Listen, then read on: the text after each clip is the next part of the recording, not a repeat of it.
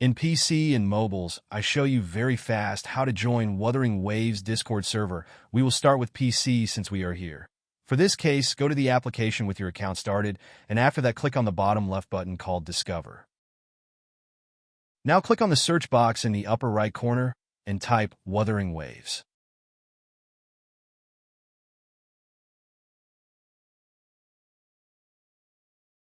Now click on the server. When you are inside, click on Join at the top.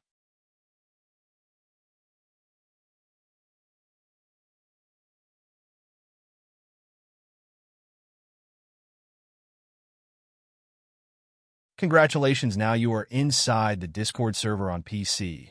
For mobiles, we will have to do it differently, because it is very likely that you do not see this option to discover in any section, neither on the web nor in the app, which is why to facilitate access, I will put an invitation link to the Discord server in the description of this video. Just click on it, and with it, and you enter the server. Please give a like this video, comment, and subscribe. Until the next one.